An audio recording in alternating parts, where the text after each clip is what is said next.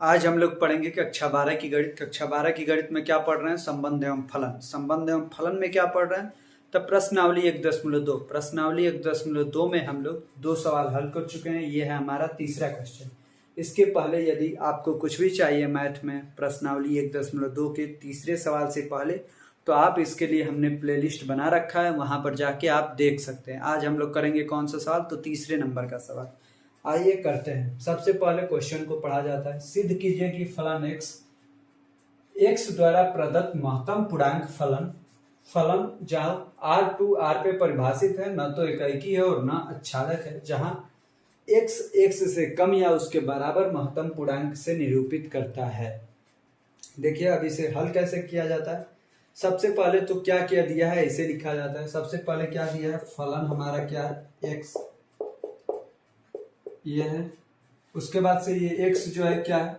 x जो है वो हमारा फलन क्या है? फलन r से r पे परिभाषित है।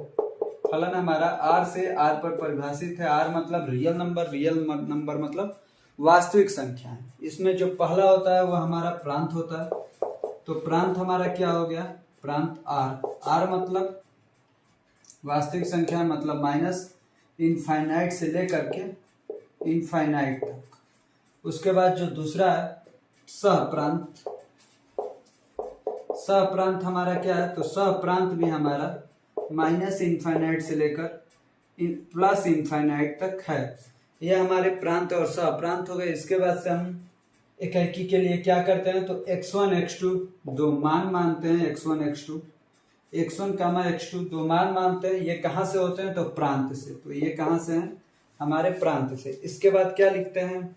इकाई के लिए प्रूफ करते हैं। माना फलन जो x1 है वो फलन x2 के बराबर है।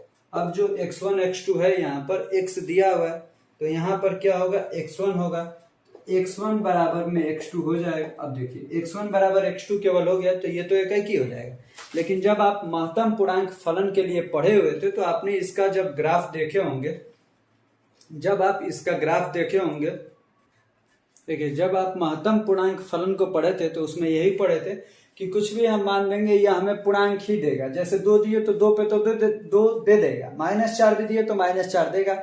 लेकिन वही -4.2 दे दिए तो क्या देगा? -5 दे देगा। वैसे ही 2.3 दे दिए तो क्या दे देगा? तो 2 दे देगा। तो यही हमें देखना है। देखिए आप पॉइंट में भी रख रहे हैं तो हमें x1 मिल जा रहा है, लेकिन अब जब पूर्णांक रख रहे हैं तभी हमारा दोनों पूर्णांक में भी पूर्णांक मिल रहा है, नहीं तो दूसरा कुछ भी मान रख रहे हैं तो पूर्णांक ही मिल जा रहा है। तो इसीलिए यह हमारा फलन इकाई नहीं होगा। इकाई कब होता है? जब उस पे एक इनपुट दिया जाए तो एक ही आउटपुट मिल जाए, एक आउटपुट 2-3 मानों पे ना मिले। यहाँ पर मान लीजिए हमें 4 चाहिए, तो 4 लाने के लिए 3.3 भी देंगे तो 4 मिलेगा, 3.5 भी देंगे तो 4 मिलेगा, 4 भी देंगे तो 4 मिलेगा। इसीलिए यह हमारा फलन इकाई फलन नहीं है। लिख देंगे कि यह फलन इकाई फलन नहीं है। इकाई फलन नहीं है। इकाई फलन नहीं है। इसका आप यहाँ पर ग्राफ बना लेंगे। हम महत्तम पूर्णांक फलन का जो ग्राफ वाला हमारा वीडियो है उसे हम डिस्क्रिप्शन बॉक्स में दे देंगे, आप लोग वहां से लिंक पर जा सकते हैं। अब ये इकाई फलन तो नहीं है, ये प्रूफ हो गया। अब आच्छादक भी नहीं है, ये भी हमें प्रूफ करना है। तो देखिए उसका कैसे करते हैं। आच्छादक के लिए सबसे पहले हमें क्या करना होता है? परिसर निकालना होता है। परिसर निकालते हैं तो देखिए परिसर कैसे निकलता है। परिसर हमारा इसमें क्या निकलेगा? तो जैसे -4.2 दिए तो -5 मिला। मतलब हमेशा ये हमें पूर्णांक ही देता है। पूर्णांक को किससे डिनोट करते हैं? z से।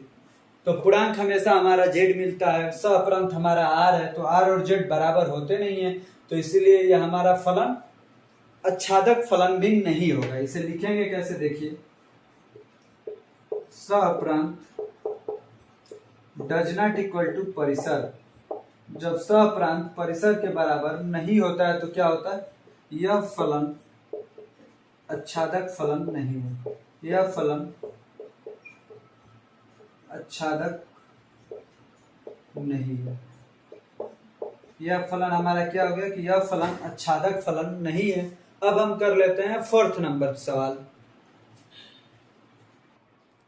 देखिए यह है हमारा 4th नंबर सवाल। क्या है? सिद्ध कीजिए कि फलन x मोड x द्वारा प्रदत्त मापांक फलन R2R न तो एकाकी है न आच्छादक है, जहां मोड x यदि x धन या शून्य है तथा मोड x बराबर -x यदि x ऋण है। देखिए इसको कैसे हल करेंगे। हमारा मापांक फलन होता क्या है?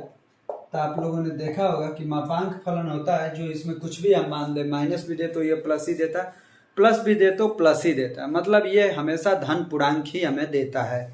आइए इसको हल करते हैं। देखिए सबसे पहले जो दिया होता है उसे लिखते हैं। तो क्या दिया है?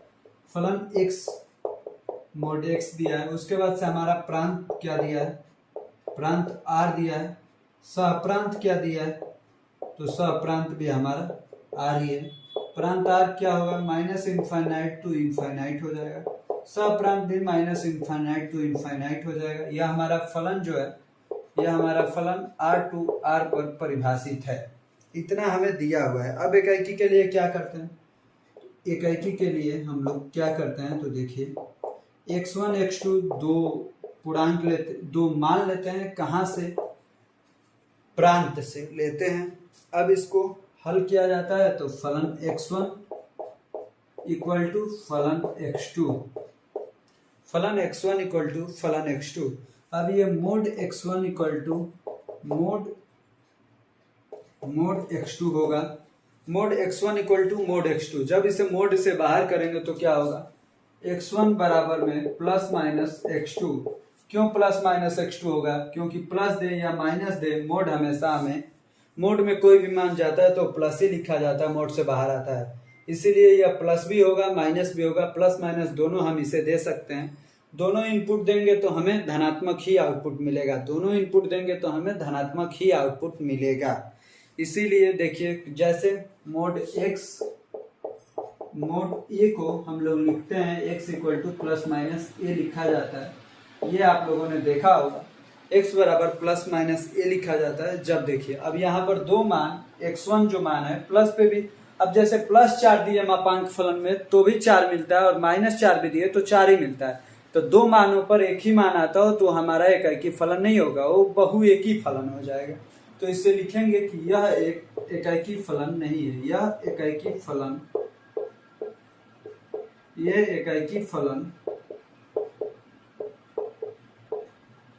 यह एकाकी फलन नहीं। तो यह हमारा हो गया कि एकाकी फलन नहीं है। अब इसमें सहप्रांत के लिए हम लोग देख लेते हैं कि सहप्रांत कैसे, सहप्रांत नहीं मतलब आच्छादक कैसे प्रूफ किया जाता है वो देख लेते हैं। आच्छादक की कहानी देख लेते हैं। देखिए आच्छादक के लिए सबसे पहले हमें परिसर निकालना होता है। तो परिसर निकालते हैं। परिसर हमेशा क्या आएगा? परिसर हमेशा आएगा हमारा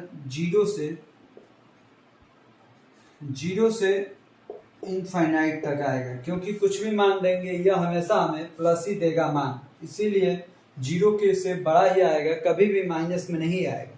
तो परिसर और सहप्रांत बराबर नहीं है यहाँ पर, तो क्या लिखेंगे?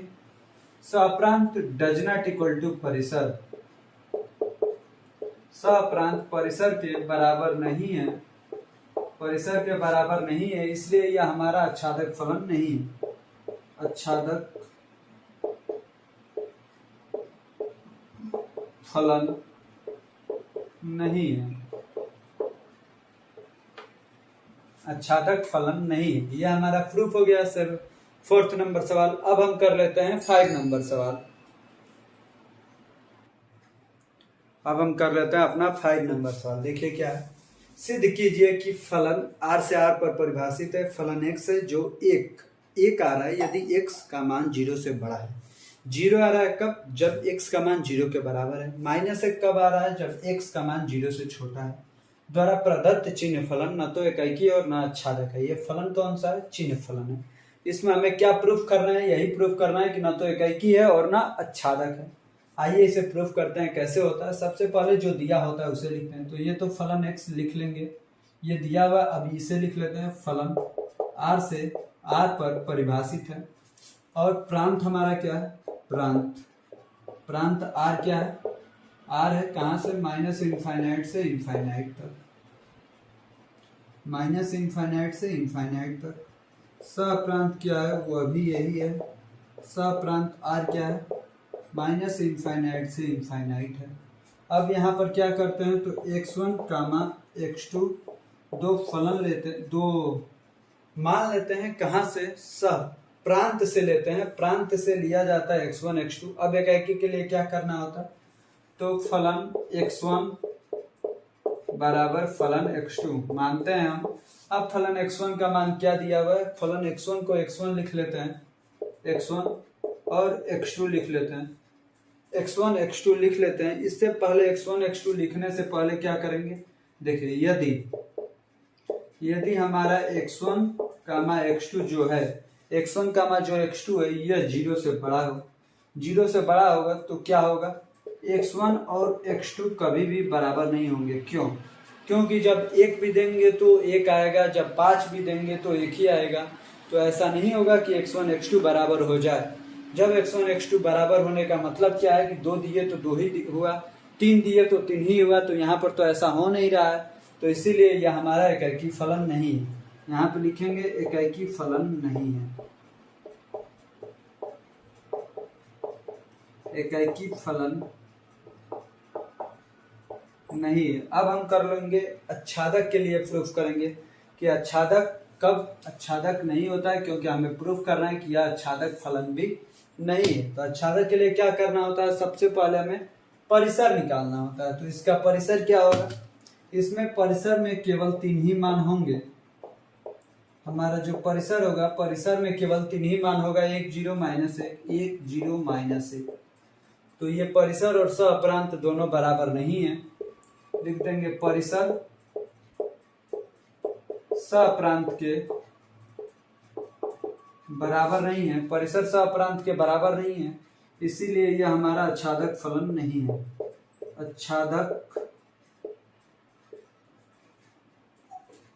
आच्छादक फलन नहीं है, आच्छादक फलन नहीं है। अब हम कर लेते हैं अपना 6 नंबर सवाल। यह हमारा 6 नंबर सवाल है। देखिए क्या है, मान लीजिए कि फलन a है जो 1 2 3 है, समुच्चय a है जो 1 2 3 है, समुच्चय एक b है जो 4 5 6 7 है, तथा फलन 1 4 2 5 3 6 है। a से b तक एक फलन है, सिद्ध कीजिए कि फलन एकाकी है। देखिए इसमें जो जो दिया होता है सबसे पहले उसको लिख लेते हैं। a का मान दिया है 1 2 3 समुच्चय, b समुच्चय में क्या क्या दिया है 4 5 6 7। अब फलन में क्या दिया हुआ है, फलन में हमारा दिया हुआ है 1 4 2 5 3 6, 3 इसमें समुच्चय दिए हुए हैं 1 4 2 5 3 6 सबसे पहले। और फलन क्या है, ए से बी तक एक फलन है, मतलब जो हमारा फलन है ए से बी पर परिभाषित है। अब इसको क्या किया जाता है, एक इसका बनाते हैं ऐसा जैसे पहले बनाते थे, ये ए हो गया या बी हो गया, इसमें 1 2 3, इसमें 4 5 6 7। देखिए एक के साथ कौन जुड़ा है 4, एक के साथ 4, 2 के साथ 5 तो 2 के साथ 5, 3 के साथ 6 तो 3 के साथ 6। देखिए ये हमारा एकाकी फलन है। क्यों है, क्योंकि इसमें जितने एलिमेंट हैं सबका एक ही इसमें पूर्व प्रतिबिंब है, ऐसा कोई नहीं है जिसका 2 पूर्व प्रतिबिंब हो। और 7 नहीं जुड़ा है तो उसका हमें नहीं मतलब है, जो जुड़ा हो उसका एक ही पूर्व प्रतिबिंब हो। ऐसा नहीं हो कि कोई ऐसा हो कि जो 2 के साथ जुड़ा हुआ हो, 3 6 से भी जुड़ा हो, 3 7 से भी जुड़ा हो, ऐसा तो जुड़ ही नहीं सकता। जब जुड़ जाएगा 2 के साथ तो हमारा फलन ही नहीं होगा। ऐसा हो कि जैसे 3 6 से भी जुड़ा है और एक ऐसा एलिमेंट हो जो 7 भी जुड़ जाए तो वहां पे गड़बड़ हो जाएगा। लेकिन जो ये है यह हमारा एकाकी फलन है। क्यों है, क्योंकि जितना भी बी के समुच्चय के अवयव हैं, बी समुच्चय के जो भी अवयव हैं का ए में सिर्फ एक पूर्व प्रतिबिंब है। ये जो हैं इनका एक ही पूर्व प्रतिबिंब इसमें है। 6 का 1 है, 3 है, 5 का 1 ही है, 2 है, 4 का 1 ही है, 1 है। ऐसा नहीं है कि 2 पूर्व प्रतिबिंब है। तो यह हमारा फलन एकाकी फलन होगा। इसको कैसे लिखेंगे, देखिए बी समुच्चय के अवयव, बी समुच्चय के अवयव, बी समुच्चय के अवयव का ए में सिर्फ सिर्फ एक पूर्व प्रतिबिंब है,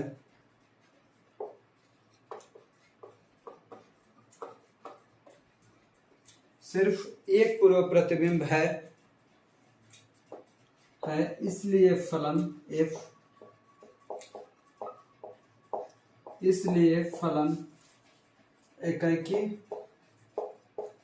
फलन है।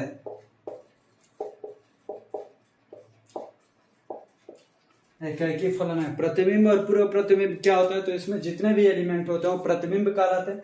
इसमें जो एलिमेंट होते हैं यह पूर्व प्रतिबिंब कहलाते हैं। तो इन सबका एक ही पूर्व प्रतिबिंब है, इसलिए यह हमारा फलन एकाकी फलन है। आज का हम लोग लेक्चर यहीं पे रोकते हैं। अब इसके आगे वाले सवाल आपको नेक्स्ट डे मिल जाएंगे।